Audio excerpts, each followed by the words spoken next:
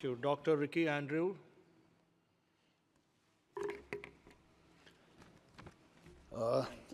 Thank you so much, Mr. Chairman, for allowing me to take part in this motion of thanks on the President's address. Well, it is with a great joy that I stand here on behalf of each and every soul of the One Shillong parliamentary seat who have supported me and who have enabled me to stand in this great institution and to speak this almost at the last hour of the day. Mr. Chairman, I just want to remind myself, to remind the members of this 18th Lok Sabha and also the rest of and the people of this country that nothing is impossible with God.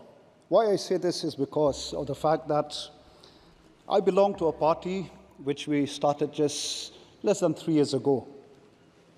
And it is a party which fought the election without money, a party that fought against corruption, a party that stands for clean politics, good governance, honesty, and for the protection of the rights of the indigenous people, and also to uphold the constitution of this great nation, to ensure secularism, pluralism, federalism, that these, the tenets of our great nation prevail.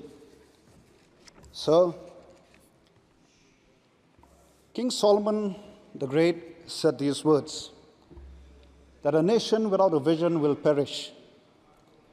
Well, I was very delighted to hear the words futuristic, the words vision in the address by the Honorable President.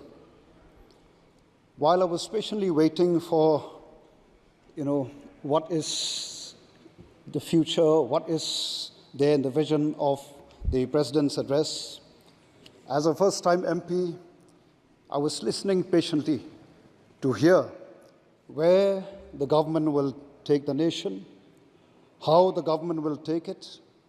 But unfortunately, I did not get much except for the achievement that the government in the past has accomplished. Well, I wish that the government will be more explicit in its endeavor.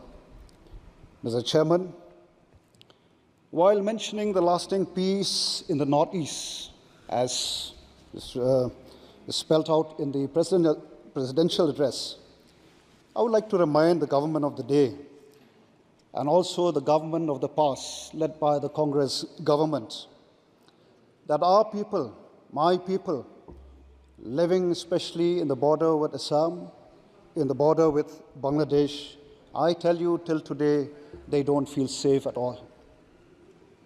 They feel very threatened. And what is even sad is that the lands have been taken away from them. They've lost their livelihood. Why? Because of the failure of subsequent governments to settle this dispute, which has been there for many, many years. We talk about development of the nation. That is dependent on the development of the states. That is what even our Honorable Prime Minister said, these words.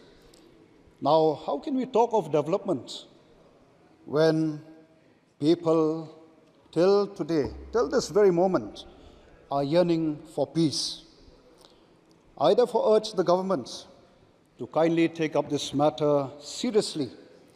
And I wish and I hope that the Prime Minister himself will take the lead in putting an end to this long pending issue in the interests of our great nation in general and in the interests of my people, especially those living in the border areas. Mr. Chairman, there's a saying that small is beautiful. Well, I am proud to stand here to represent one of the most beautiful people living in the in the eastern part of this great nation called the Khasis. and also coming from one of the most beautiful places on earth.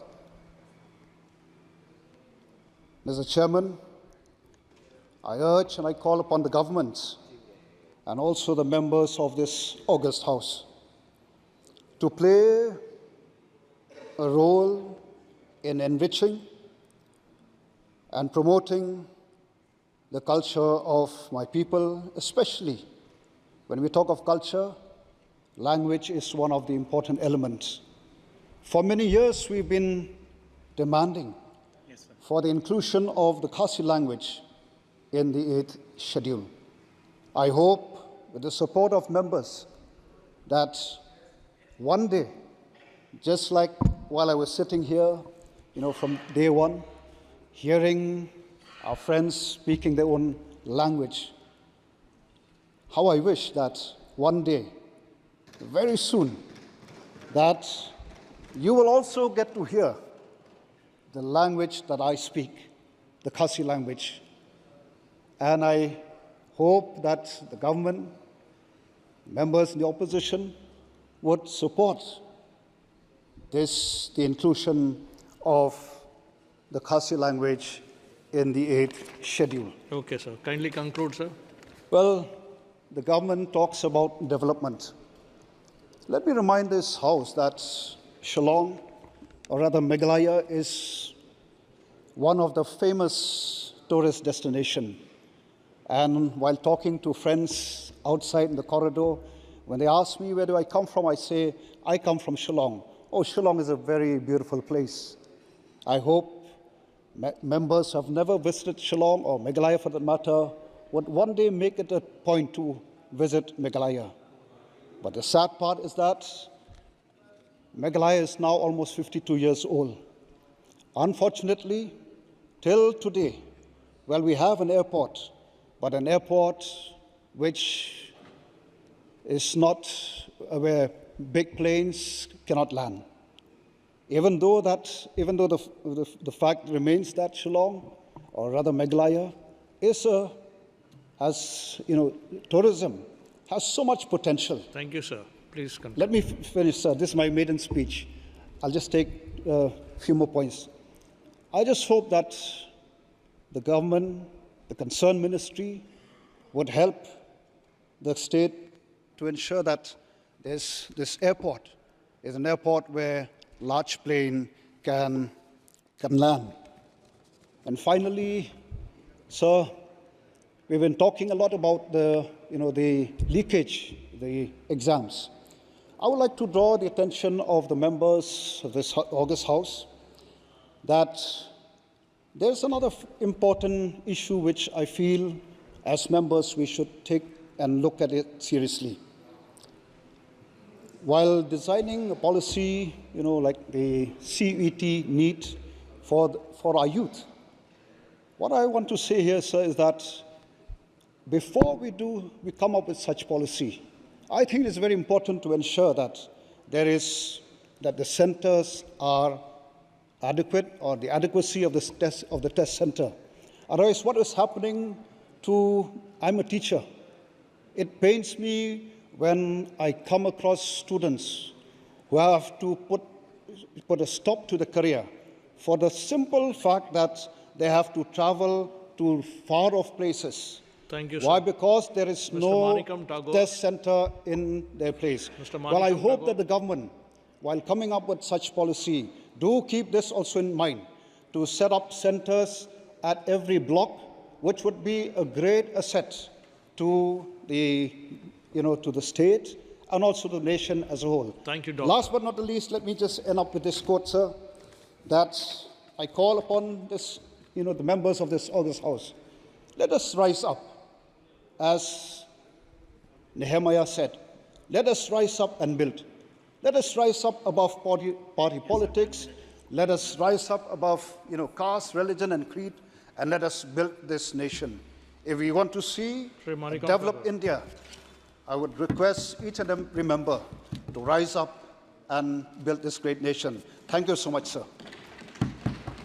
தலைவர் அவர்களே, வணக்கம். நள்ளிரவு 12